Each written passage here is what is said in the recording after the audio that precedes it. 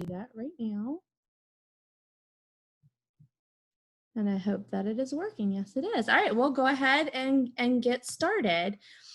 Thank you for joining us on this, our first virtual parent meeting. I wanted to introduce, we have a new team member that is joining us. They're not on yet, but I wanted to introduce you. We have a new team member. Her name is Elizabeth Medlock, and she is going to be representing the parents of students with a visual impairment. So we'll, somebody has something to say? I was going to tell you, she contacted me. They just moved here, and her furniture just arrived this afternoon. So you may not make it tonight, she told me. That's okay. We're going to go ahead and record the session, and we can get it out to everybody. No problem. All right. I wanted to kind of give an update on where we are for our goals that we set for last year and kind of how we ended on that. One of our first goals was training all school personnel in youth mental health and first aid. And you'll see when I get to the next screen that is going to be a continued goal for the 2021 school year. That's a large task to train everybody in that training. So we made great gains for that last year, and even tried to do some virtual training for all of our employees when schools had closed down during the fourth 9 weeks. But you'll see that we still have that goal for ourselves. Last year, we had a goal for training all elementary resource, our specific learning disabilities teachers in delivering multisensory reading intervention, and they received ongoing training support throughout the year from the University of Florida. And something that was an added bonus to this, I think is really great for all of our students that are benefiting, is the University of Florida also engaged in training with our reading coaches that serve our elementary and middle schools across the district. And so we were able to add an extra layer of support and really helping strengthen knowledge bases about how we deliver that multisensory reading intervention for all students. So that was exciting. We also had the goal of providing social emotional learning curriculum and training to support our PBIS schools and our behavior support units. One of our biggest partners was an organization called Stanford Harmony, and we partner with them and put social emotional learning curriculum into all of our classrooms for elementary and middle school, and continued to support our high school units with some other resources. What's interesting is, for those of you who are on the call, if you go to the ESE website for Okaloosa County, if you scroll down to the bottom of our ESE page, you will see that we actually were able to put together some social emotional learning videos to be used during the time when we had online school during the fourth 9 weeks. And they're just really neat resources that parents and community members can have access to as well. So there's some really cool resources there that you might want to check out. Another goal that we have was train and implement PBIS with 9 pilot schools. I'm really excited to announce that we had 10 additional schools join this current school year, and they went through 3 days of virtual training with their teams, had lots of conversation and planning. So now we have a total of 19 schools in the district that are official PBIS implementers. That doesn't mean that our other schools aren't implementing positive behavior supports, but these schools have been specifically trained and have school teams that meet monthly to review behavior data and discuss how the positive behavior intervention supports are being implemented with fidelity throughout the school. We will continue to offer that and train other schools if they want to come on board. The nice part of that is now that we were forced to go to virtual training, schools can now onboard at any time throughout the school year. So we're excited to continue to offer that and grow our positive behavior intervention support within our school district. And then our last bullet that we had for our goal was creating and piloting a plan for supporting students with characteristics of dyslexia across Okaloosa County School District. And I left this as a goal. I'll go ahead and get to the next page here. I left this as a goal for the 2021 because unfortunately we did not make as much progress, and I'll be honest about that, towards this goal that we had. We did make some gains, but we still have a long way to go. And so I kept this on here as a goal for the 2021 school year to really continue to get some practices in place. And I hope to be able to provide more information on that at a future meeting that we have. But, so you can see for the goals that we have for our ESE and Student Services Department for this current school year is we left on the training and the youth mental health first aid and the dyslexia pilot.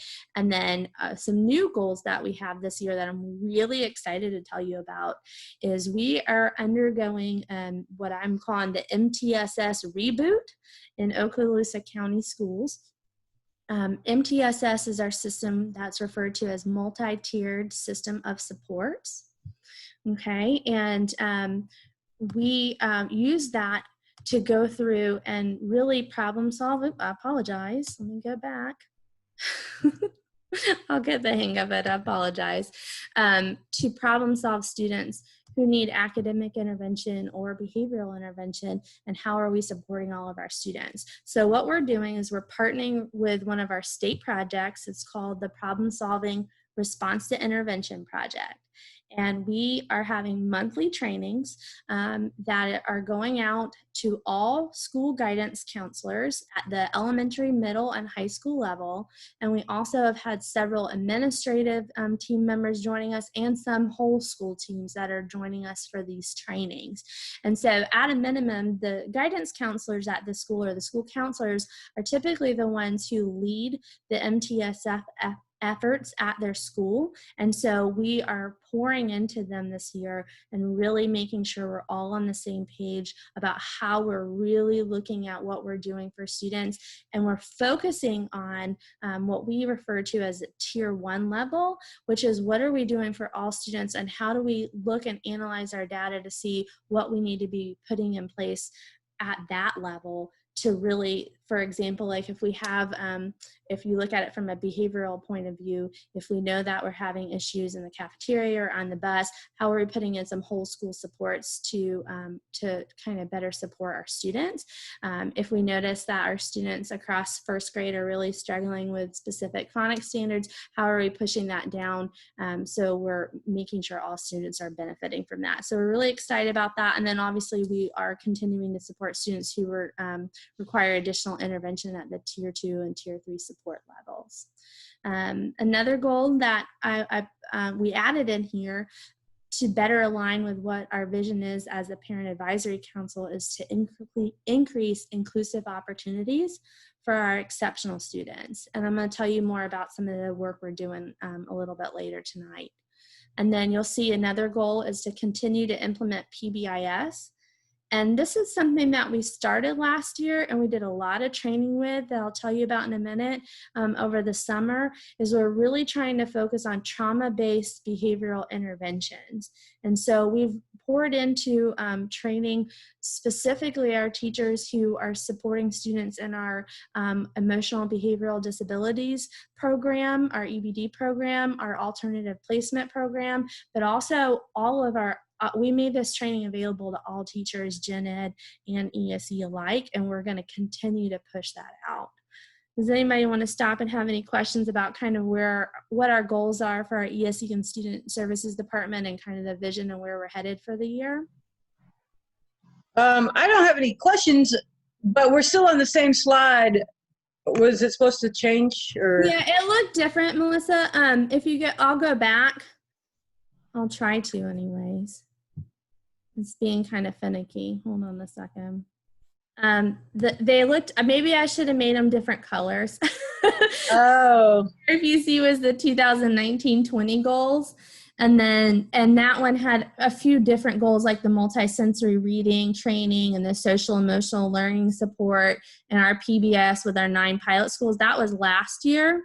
And so now this year, I'm sorry, it does look identical, and maybe that wasn't visually the best thing to do. We've updated some of those goals. Okay, I was just confused, that's all. That's okay. Thanks, Melissa. I have a question. So the PBIS and the trauma-based behavioral interventions, you mentioned that they're available to all teachers. How has the response been from teachers in general? So we had more of a response, Emily, from our teachers in our self-contained units, honestly.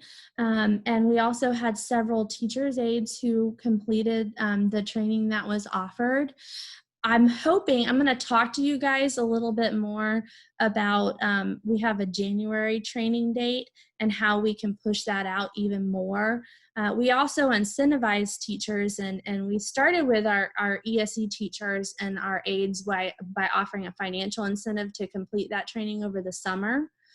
Because we weren't able to have our face-to-face we usually have like a big 2 to 3 day training in the summertime for teachers and aides to come to. So we put all of our financial resources we had set aside to do that, to pay teachers to go and participate in the virtual, it's called the STAR behavior program.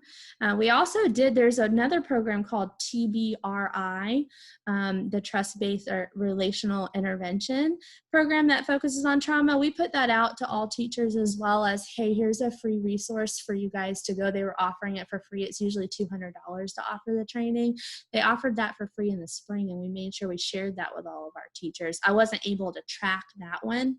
We did track those who asked for the financial reimbursement. I don't have the exact numbers, but I will say the majority of teachers were ESE teachers and aides who attended that. But I really, you'll see later on when I present some information from our ESE site visit, some of the feedback that gen ed teachers wanted more training.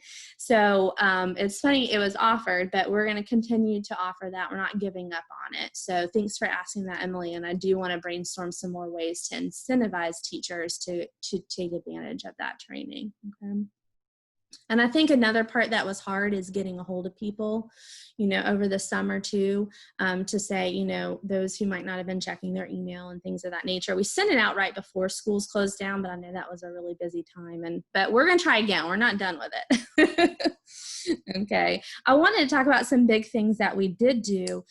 In the spring, we partnered with the Florida Inclusion Network to pilot an inclusive scheduling training. You can see the schools that were a part of that pilot that took advantage of that. We had one high school, we had 3 different middle schools and 1 elementary school. And we have plans to expand this training next semester in the spring.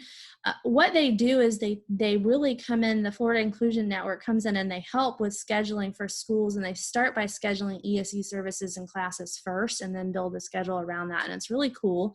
It is, it takes some time to dedicate to do that. But we hope they offer to train our staffing specialist to assist schools in that. So I think if we're able to work towards doing that, then each school would have access. A staffing specialist serves up to 3 schools. Most serve 2 schools.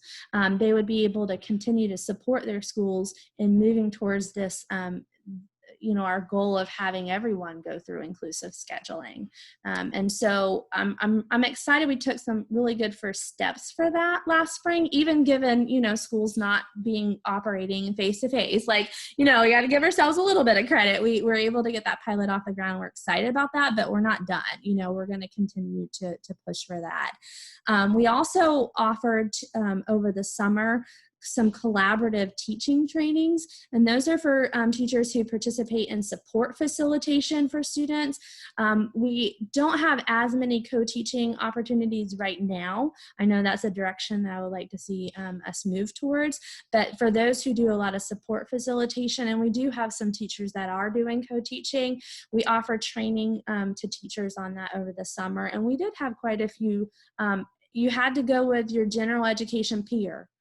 So it was for gen ed teachers and ESE teachers, not just for ESE teachers. And we did have quite a few teachers, and we offered a stipend for that as well over the summer who participated in that. And we plan to continue to offer that. It was a multi-day training, so it's not something that we can easily fit in on a teacher planning day. So we will continue to offer that next summer and make sure we do a better job at it. Kind of came a little bit, to us during the spring. We want, now that we know that it's an option, we want to continue to build that up throughout the year so we get more participation in that. But I would say we had pretty good participation at schools throughout the district on that. And then that was point 2, sorry, I skipped one.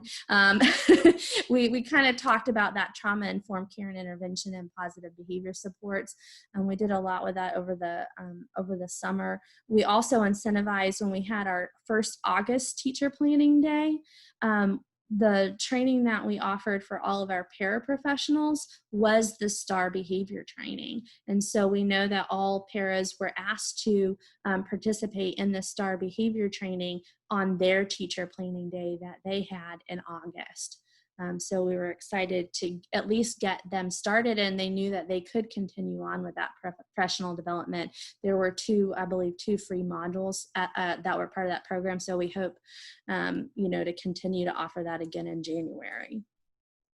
Okay. I would like to stop and hear from those who are on. And for those who weren't able to join us tonight, I'm going to send out an email to everybody. I might put it in like a Google form or something to make sure I'm getting input from everybody who wasn't able to be here tonight.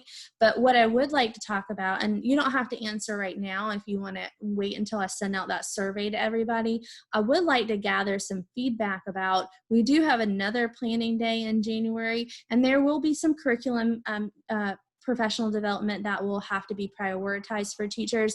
But we want to offer what we did in August for our ESE teachers is we have a new IEP system that I'm going to tell you about in a little bit. It's called PEER. And so everybody had to go through the PEER training, which again, we'll touch on that in a minute. We did have some new curriculum that I'll tell you about that they were trained on. And so there were several things that were must-haves that had to happen in August to get started with the school year. But we do have an opportunity coming up for that January PD Day, and I would love to get everybody's feedback about what are some topics that you would like to see being offered. So if you have ideas now and you want to put them in the chat box, I'll record those, and then I'll also send out an email to get information from everybody who wasn't able to join us tonight. Okay. I wanted to give you some personnel support updates. We're really proud. Amy Bowles is on the meeting tonight too, and she's really the one who's done a phenomenal job building up our behavior support team. We continue to have 2 ESE coaches. That's not new. One of the team members who is serving as an ESE coach, she was a former CBS teacher here in the district and has taught all over, even in different states, and has such a wealth of experience. So we have, I feel like, some top-notch 2 ladies that are serving as our ESE coaches, and they're supporting the entire district. And we keep them busy every day, and they just have been phenomenal. They go into classrooms, they help teachers get set up with behavior management systems, instructional concerns, as well as working with paras. And so that's been a huge blessing to have them on board in our district. We now have 3 behavior analysts and 4 behavioral interventionists on board as well, who are supporting our schools. So we're very excited to have this. I also want to talk about something that we're very proud about is continuing to work towards lowering caseloads in the district. We are nowhere near where we need to be, but we are taking some great steps. One of those is we have hired additional SLPs, and that was a big concern that we had in our district last year. We really struggled to find SLPs to come into the district. It wasn't for a lack of trying, but we have another team member, an ESE specialist in our office. Her name is Judy Peacock, and she specifically oversees our SLP program and works with our other itinerant staff, and she has done a phenomenal job. As of today, actually, we knew that someone's leaving in October, but we are fully staffed with SLPs for the entire district. And we're just, to be able to say that is a huge step in the right direction. We added additional SLPs to our team, even more than we had last year, to help with lowering the caseloads for our SLPs. And we continue to follow up on any compensatory services that students were owed due to to the hiring concerns that we had last year, we offered compensatory services even over the summertime to families. They were all given that option to continue that during virtual learning 4 to 9 weeks, but also over the summer we offer compensatory virtual services, and we continue to offer that to our students this school year as well, who still have a few hours to catch up on. Another thing that we've done is we've been able to increase ESE teachers at certain schools. We prioritize those who had higher enrollment numbers of students who have an IEP. And so there were several schools that were able to benefit this year from having an additional team member at their school. Okay. Here's some things I put on here, some new things that I want everybody to know about. One I previously mentioned, we have a new IEP system and it's called PEER. And I have a whole slide dedicated to it in a minute, so I'm not going to go into detail yet. Brad Burnett, who is on the call tonight, joined us last spring as our ESE parent liaison. His information is on our website as well, so please, if you have parents who have concerns, let's utilize Mr. Burnett's expertise and making sure that we, his information, best way to get a hold of him is email. So his email address is, most of you probably already know it, but it is on our website, and we can send parents his way as well to help kind of be a mediator if needed. We have a new curriculum supporting students on access points. It's also being used for our pre-K students, and it's called Unique Learning System.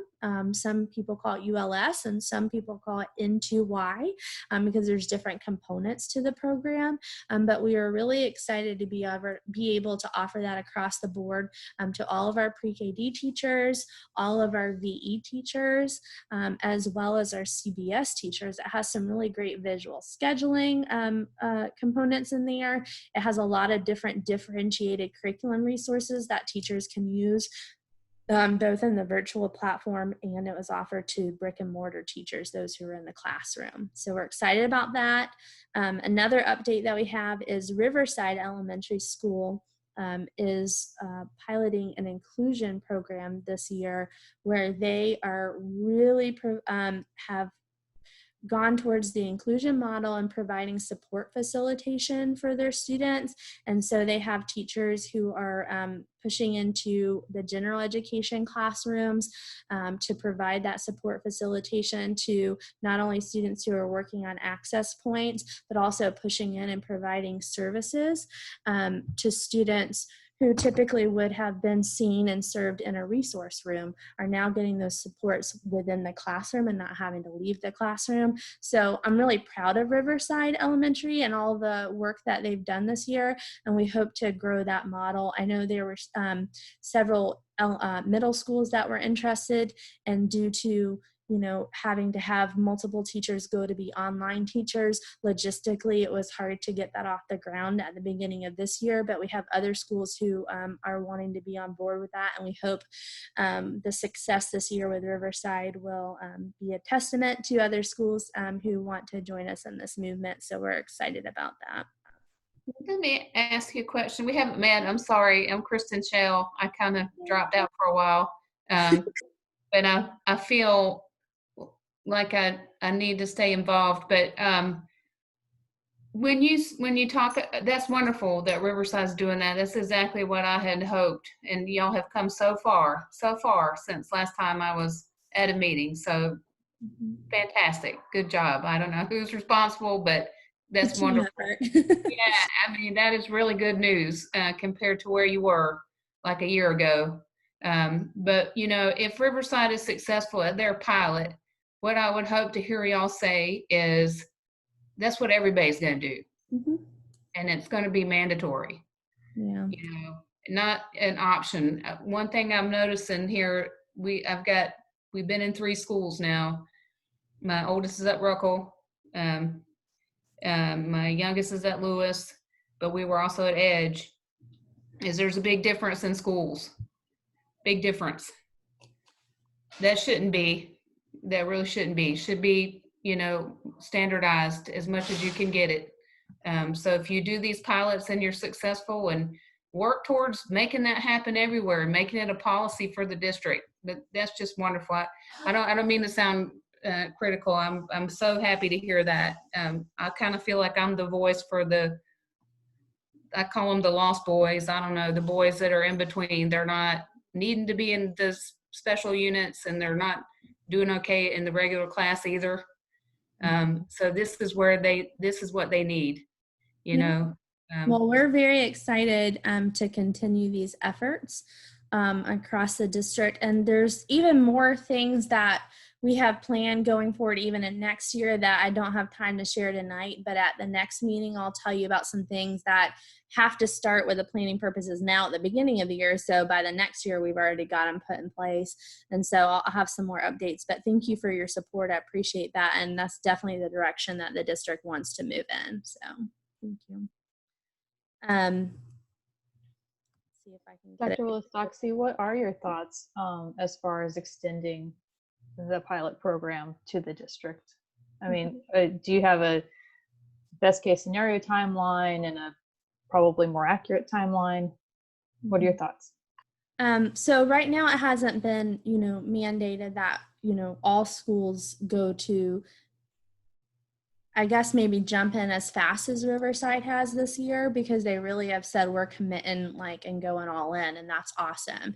There are others who are taking, I can tell you success stories of, schools. I won't go into specifics, but I was able to talk to a school this year who has a student who has Down syndrome and is working on access points. Well, they're going to be. They were new to our state, so they weren't currently working on access points. They were being served in a general education curriculum or classroom. The principal called and said, I know that the student, the teacher wants to modify the curriculum, but we know that only students who are working on access points have modified curriculum. And so I said, well, that's great news. I said, this is what the plan will be. This is what we'll do. And I said, the student doesn't have to. I said, are they, being successfully socially? Are they being successfully, in all these other aspects at the school? I said that just because we find someone eligible to work on access points doesn't mean that they have to leave your school, because there were no specialized units like a VE program at that school. And I said, we can talk about support facilitation. We can come in and train. I've got staffing specialists and instructional coaches who can come in and train the teacher on what are access points, how do we modify curriculum, how can your ESE teachers provide support facilitation during the day for this student. And it doesn't mean that the student needs to leave the school and go to, necessarily a specific program. I'm not saying that's the right fit for all students, because we also have to continue to offer, per law, a continuum of services for students, right? Because there are some students who do need the support of a self-contained unit at certain points during their educational career. So we can't take all specialized units away, because then we're not following the law and providing that continuum of services. But I will say that principal was absolutely 100% on board. Let's make this work. And the conversation was never, okay, well, now they need to leave us and go to another school. It was, I'm happy to work with you. So things are changing in a positive direction. It might not be an overnight change, that we are all hoping for, but I have story after story. I don't even have time today to tell you all of those, but there's been a lot of positive, just different mindset changes for how we can be more inclusive with students within their zone school. And so I hope to see that, those opportunities grow. I don't have a timeline per se, but I think one of the biggest things that I feel will be taking us in the right direction is getting more schools to go through the inclusive scheduling. And I think that's going to be really huge for our district if we're moving and continuing to offer that to schools. And if we train our own trainers, if you will, or facilitators within district, and not have to rely on one person from a project to come and do that, then I think that will help tremendously. So that's kind of my goal for making sure we roll that out. Okay. I want to just real quickly, I won't read all of this, but PEER is a new system. It's actually provided by the Florida Department of Education. It's created by the Florida Department of Education, and it is an online platform for IEPs, 504s, and gifted EPs. So we have, this year is our transition year for moving to peer. We still have the STAR IEP system and our other 504 system as well, but all new IEPs are being written into the peer system, all evaluations, and we have reevaluations, and then annual IEP meetings. So parents who are on the call, and then obviously, you know, we have some teachers on the call as well, teachers have been trained in peer, and I think it will really help us with IEP compliance. But it was such a wonderful opportunity to retrain everyone on how do we write a quality IEP, what do we need to make sure we're doing to be in compliance, what, you know, when we're writing goals, when we're doing transition, we're doing all of this. It was just a good reset, I think. I know it's a lot of work on our teachers, and I do apologize for that, but I think once we get there, if we can make it through this year in the transition time and get into peer, I think, you know, it's going to help us out tremendously, and I think everybody will really enjoy this new system that we're using. And I would say that all but 3 or 4 districts in the state of Florida use peer. So we're kind of all getting on board. It's not required by the DOE, but like I said, 59, 60 districts already use this. So we're excited to join them. I wanted to take the rest of our time to update everybody on, we had a site visit from the BEES, which is the Bureau of Exceptional Education and Student Services from the Florida Department of Education. And they came to visit us, and it actually, Mr. Chambers had invited, our superintendent, Mr. Chambers, had invited the Department of Education, our ESE department, to come the spring before that. So they had come in and were invited to come and give feedback to us, which we were really excited. So they came back to follow up on some of those, you know, things that we had addressed. So I'm just going to take you through a condensed version of everything that was included in the report that came, that they send the feedback to the district on, and I'm going to walk you through everything. They sent us some commendations. The Chancellor of Education actually wrote a letter, and that's something that doesn't happen every time for every district, but he wrote a letter with things that he felt were going really well, and I'll share a little bit of that letter with you.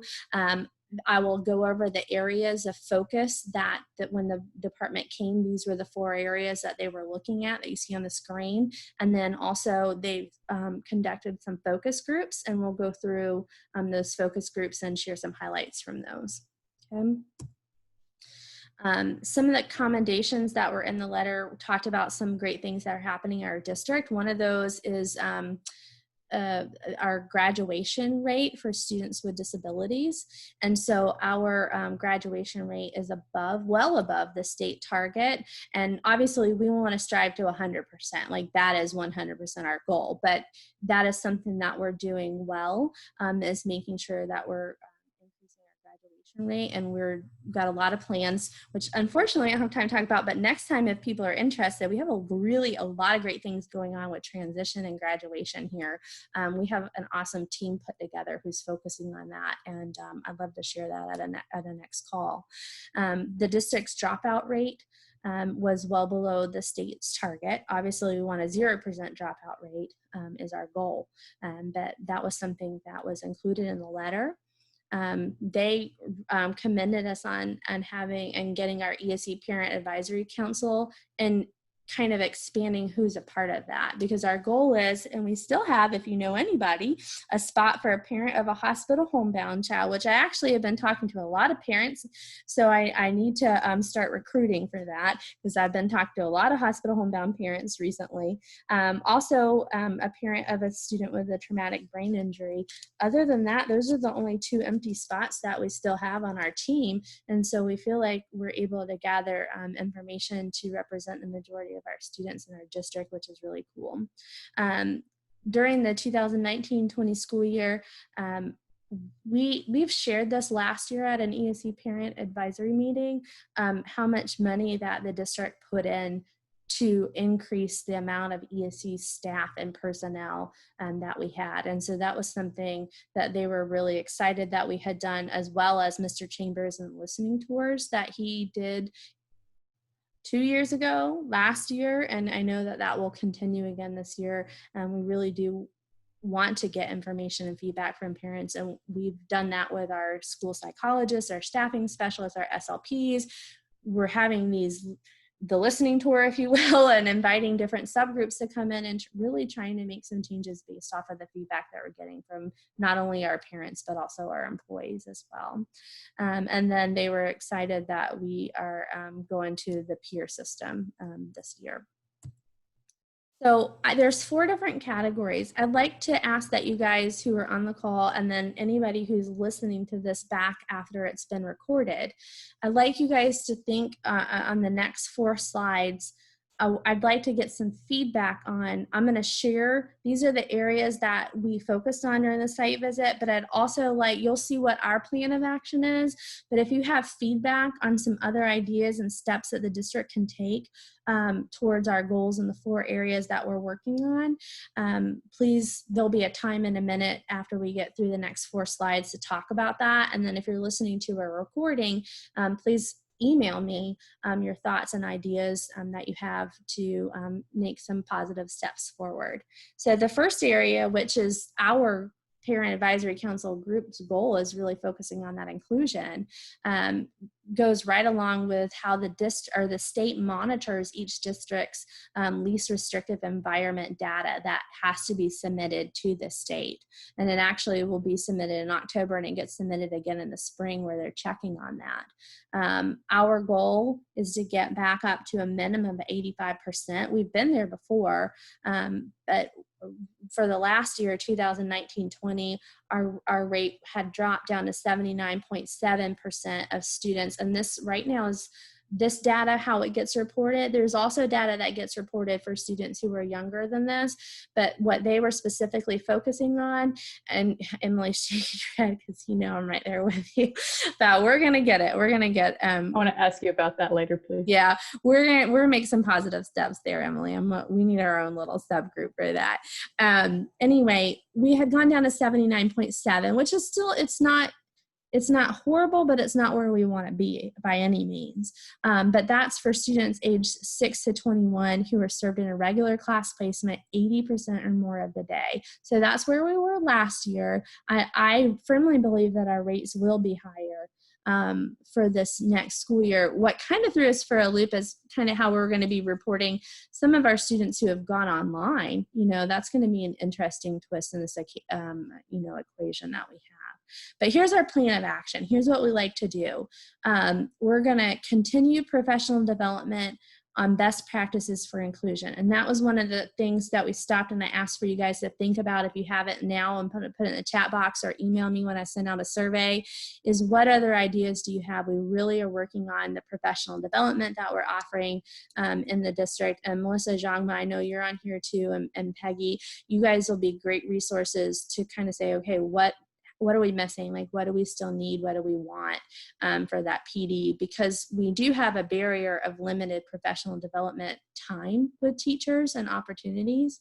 And so we really have to make that January date count when we get it. We already have a date on the calendar for October, be engaging in some problem solving with the Florida Inclusion Network. We have each school has what we call BPI, the best practices for inclusive education, but the district has one as well, and we're going to be redoing ours in October. So we're going to engage in that problem solving and continue the conversation. It doesn't just stop, after our Parent Advisory Council meeting or after the state has come to visit us. And then, like I said, one of the biggest things is going to be continuing to offer inclusive scheduling to schools. I really think that's going to help us, and that's probably, I feel like, one of the best things that we can do to help our LRE rates, okay? Here's another area that we focus on, and we have a lot of work to do in the district with this, and we are going to be doing a lot of problem solving. We're going to be working with the state project that is the Florida PBIS project. as well as the problem solving project. And there's another project called SEDNet that really focuses on how we support students with behavioral needs.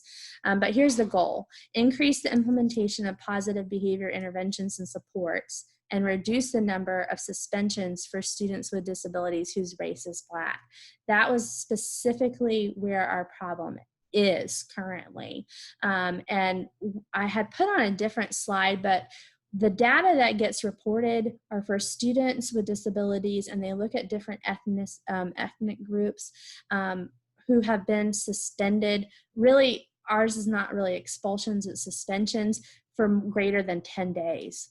And so they look at that and they compare that to other subgroups, and that's kind of how they create what they call a risk ratio. And this is where our area of focus has to be. So here's some action steps, but I'd love if you guys have other ideas and want to be involved in that to, please let me know. But I mentioned we have these state projects that we are going to be completing quarterly. So each quarter, problem solving with the district and these state projects on, and reviewing our data and tracking it more closely. And then how do we then take that to offer specific professional development to schools who maybe are struggling more than others, with this indicator.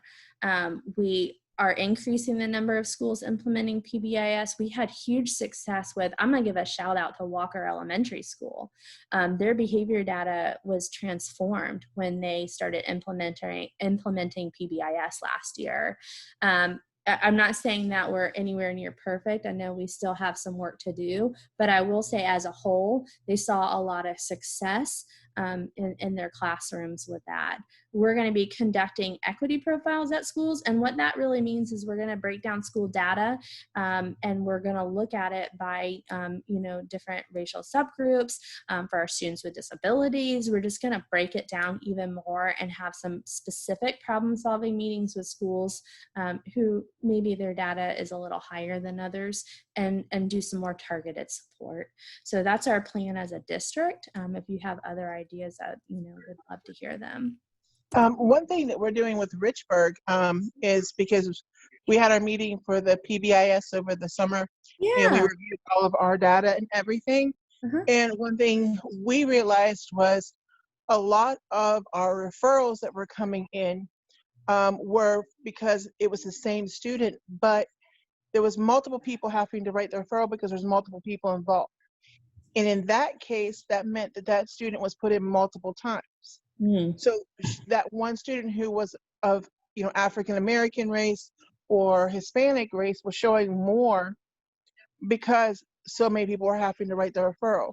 So one thing we were looking at is revamping our referral system that would allow for one main person to write the referral, but allowing the additional people who were there to write like a witness statement that says, yes, I concur, or no, this is what I saw. So it could be included with that referral, but another referral not having to be wrote, which would cut down the amount of referrals being put into the system for the same incident. Thank you for sharing that, Dawn. I think another positive point about that, if you have one main point of entry, is that the school administration will be able to better have an understanding of the types of behavioral concerns that are happening. And then they can do some more systemic problem solving with specific classrooms or students as well. So that's exciting to hear. Thank you. The other, I put these, we had restraint and seclusion was our next area. Our goal there, and they were kind of broken down when they come and look at the data, but I combined it here because our goal is the same. Each year we want to continue to reduce the counts of restraint and seclusion by 15%. And we're going to be looking at that data. We already do, but we're going to have like a formal problem solving meeting and make sure that lots of people involved in that and are on the same page about what's going on. That way we can provide more, I would say a thing that we can do better is provide more immediate support when we know that a certain school may be having an issue and not just waiting until, you know, the end of the quarter or the end of the year to address the concern. So that's something that we can grow in and get better. And then how do we offer, one thing we did last year and we saw, we already kind of started that work, was we offered a training on de-escalation techniques at specific schools who maybe were struggling a little bit more than others. And so we want to continue to do that this year and be very strategic with how we're supporting schools. But I will say something that's very positive is even this past year, regardless of having a fourth 9 weeks go virtual, we were on track to really significantly reduce the amount of restraints and seclusions in the district. And so I feel as a whole, we're moving in a positive direction there. So this, I'm going to, you know, if you have ideas that you want to share now, I'll love to hear them. But I'll also include this in an email out when I'm trying to get some information for you guys about the inclusive trainings that we want to have in January, and then also continue to offer throughout the year. If you have ideas for one of these categories that we just discussed, I love to collaborate. I promise I do, and would be very appreciative of your ideas. Even those of you who may be watching the recording back, please email me, and I'd love to talk more about some ideas for helping. Okay. With the little bit of time that we have remaining, I want to talk about the focus group, the focus groups that were held with the state members that attended on our visit. They each went to different schools and held focus groups. And so here's the results. I kind of put it into two categories. There were lots of positives and there's lots of, hey, here's some things I think we need to focus on. There's a couple things that weren't included in here, like an MIS system. There was a request to kind of look at our MIS practices, and we are going to do that. But I wanted to focus on the things that I thought were really specific to the work that we're doing here. So one of the things that the administrators said was we're using data to monitor student progress and inform decision making. That's something that the administrators of the different schools that were visited quoted as a positive, and that goes right along with our continued work for training for MTSS that we're doing this year. They have seen an increase in ESE resource teachers, and also an increase in the implementation of positive behavior intervention supports. Some areas to focus on are just, and you'll see this is a trend, and I'm excited about it. I'm not upset about it or nervous about it or embarrassed about it. I'm excited that you'll see on multiple slides for the focus groups continue to increase opportunities for inclusion, which is what we wanted to focus on as this group right here. Continue differentiated professional development for all staff members to support students with disabilities. So those were kind of the areas that came out that we really need to continue to have a laser-like focus on. Okay. The next focus group was with teachers across the district. And certain schools talked about, we have a program here called Project Core, and it's a communication system that we use specifically with students who are kind of in the pre-communicative stage. So we use this with some of our pre-K classrooms, some of our CBS students, and also at our ESE center schools. So some schools noted that they were having great success with that. They noticed that there have been increased opportunities for inclusion. But you'll notice that on the let's focus on it, they said, we've noticed that this is starting, but let's continue to increase the opportunities across the entire district. And I know, Emily, you were talking about that a little bit at the beginning. And so it's great. People are talking about it and they know like this is something we need to do. The other keep it up was support for teachers from their administrators. They felt very supported. So continuing to focus on that inclusion, continued training for general education teachers to support students with challenging behaviors. And it's interesting that that came out when we were already identifying the STAR system and the TBRI training, and we're going to continue that. And then also opportunities for collaboration between school teams. And so I think that one of the things that we started for ESE teachers are we call them Microsoft Team Rooms, kind of like Facebook, using Microsoft for teachers to be able to collaborate and share resources. And I know we can do a better job at promoting that. So here's some feedback from the parent group that we had. Keep it up, communication and collaboration with the district. Inclusive opportunities are increasing, and also opportunities for participating in career and technical education are increasing. Things to keep focusing on, we're continue to offer more professional development for staff members supporting students with disabilities. Continue to increase inclusive opportunities equitably across the district, and consistently offer transition services across the district. And that was interesting that that came out in that meeting, because we have, you know, a couple of rock stars who are really on this and have some awesome plans that they're implementing right now. We also had some focus groups with students. Students said, you know, one of the things that they had talked about with the student groups was, do you have somebody, you know, at school you feel like you can go to? And students, you know, consistently said, yes, I have a positive adult to turn to for guidance at the school. And they said they're also enjoying opportunities for participating in classes with general education peers. Things they wanted us to know that we can do a better job on and focus on are offer ways for students to be more involved in their IEP meetings, and learning to self-advocate. And I'm actually really excited about this. When I used to be an ESE teacher, this is something I was really passionate about, is even down to the elementary level. How are we involving students in their IEP meetings and teaching them to be self-advocates? So I'm glad this came up, because this is going to be, I feel like this is a fun thing to work on. So this is something we're going to be talking about in our office and making plans in future training for that. So those of you who are on here from the parent perspective, as well as administrative and teaching perspective, I'd love to hear some more ideas that you have for things that you've seen that are done positive to involve students. Increase opportunities for mentors. It was interesting that was a positive, but also like, hey, let's keep increasing that. And there's a really great program I'm excited to bring to Okaloosa County that's really going to help with this, that maybe we can talk about on the next meeting.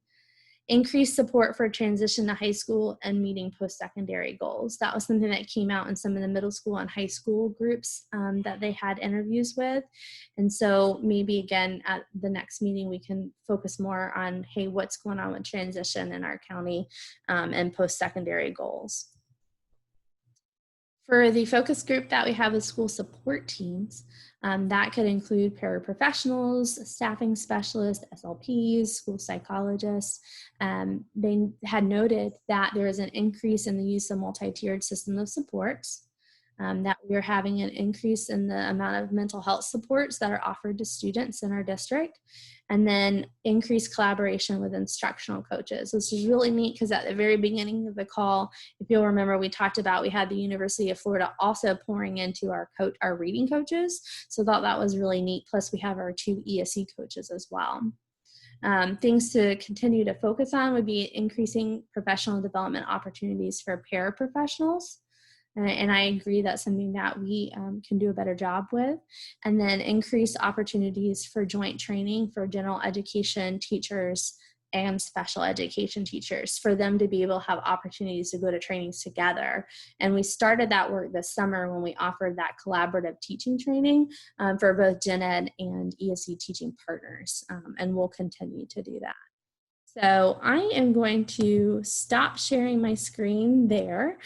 I can see people's faces now. Yay. When I was presenting, I couldn't see anybody. So it's nice to see your faces. But we have a few minutes left here on our meeting. And I just wanted to hear from everybody, you know, is there something that you want to provide some feedback on, or anything you want to kind of stop and talk about with the few remaining meetings that we have? I'd love to hear from you guys.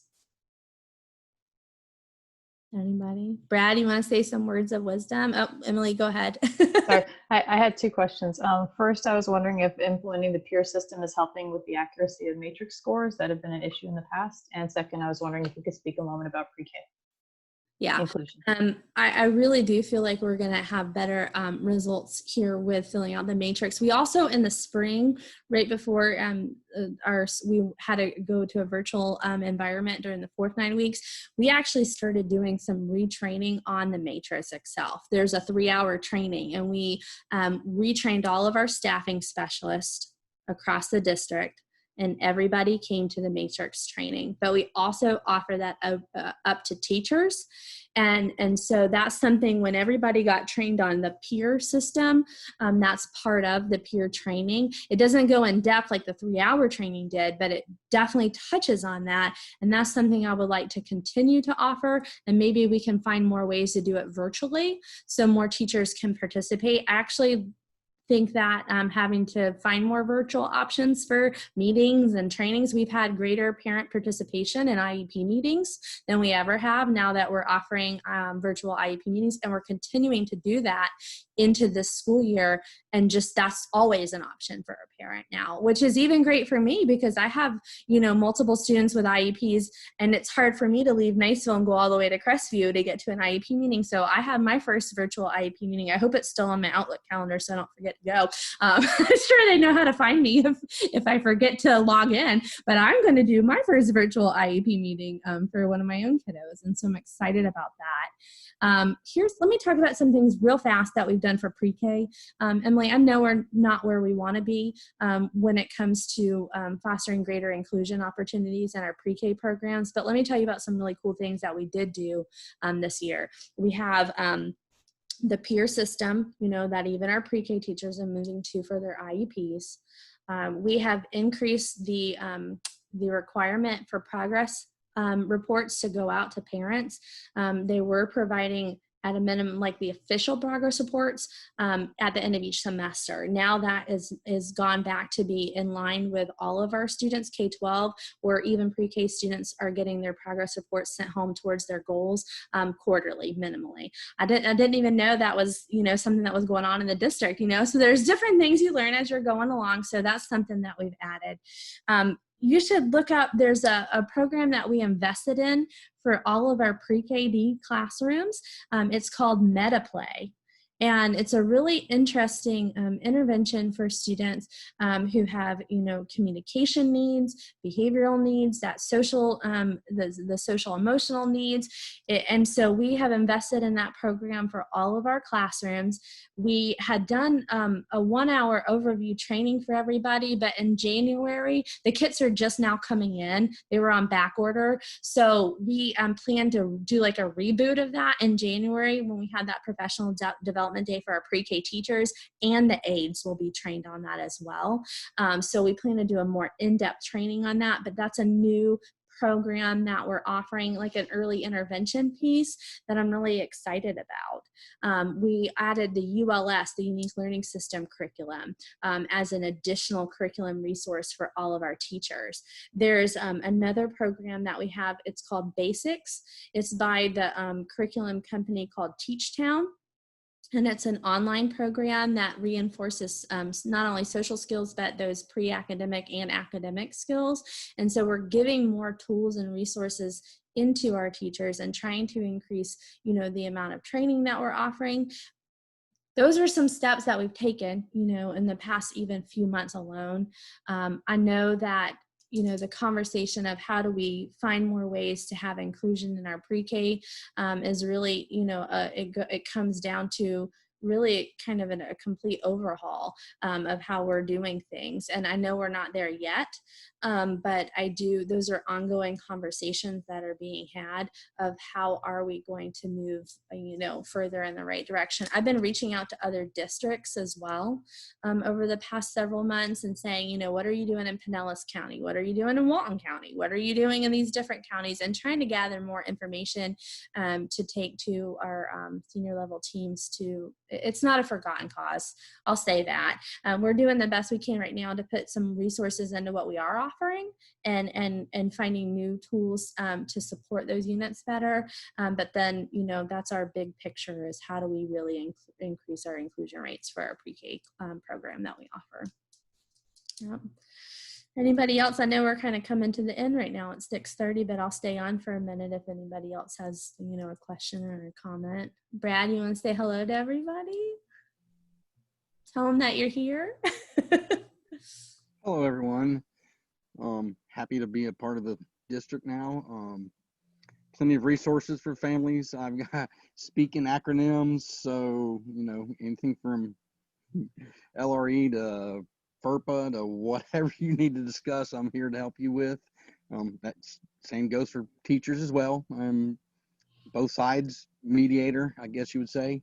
One big project I'm excited they have me working on this year already, started carrying over from last year, is getting Special Olympics involved back in Okaloosa County schools.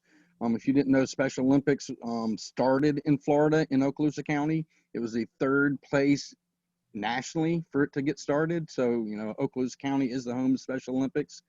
So I've been in contact with several coaches to try and get it implemented.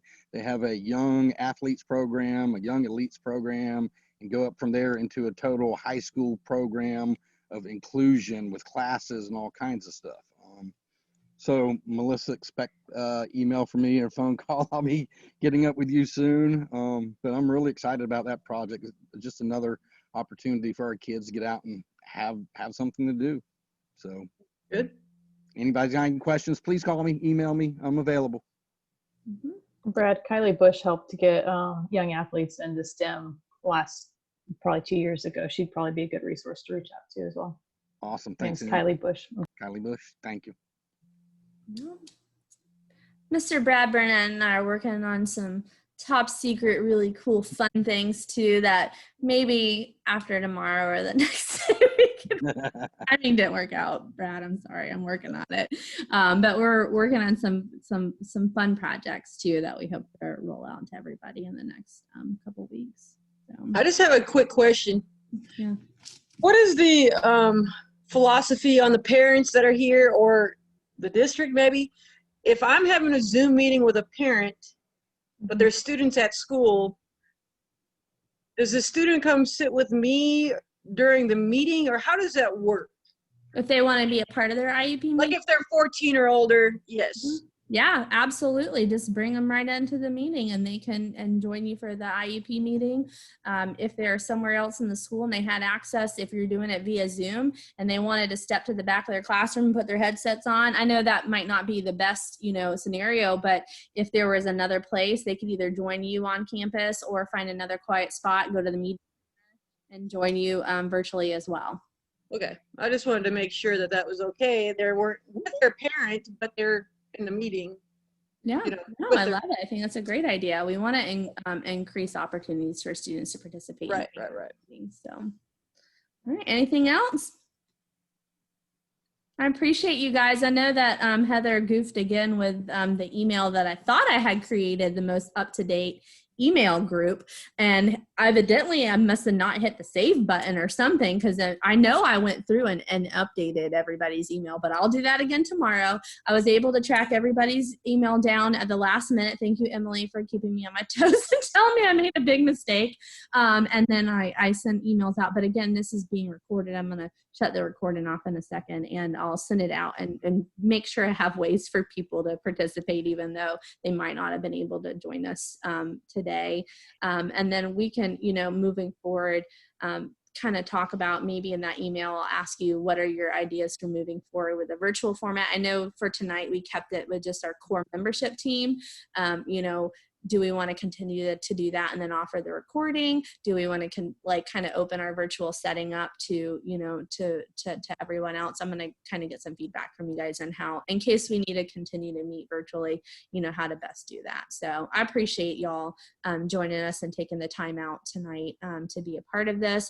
I promise our ESE team and our district team takes, and Amy's got a smiling face there. We're always working, and Brad too, towards inclusion is our vision, right alongside with this group and making ways. And I do feel like we're making a lot of good steps. I will not, say that we are 100% where we want to be, but I do feel like we're making steps in the right direction. And I appreciate all the feedback and support from this team as well. And I do take your ideas seriously, and we will move forward with that. So thank you.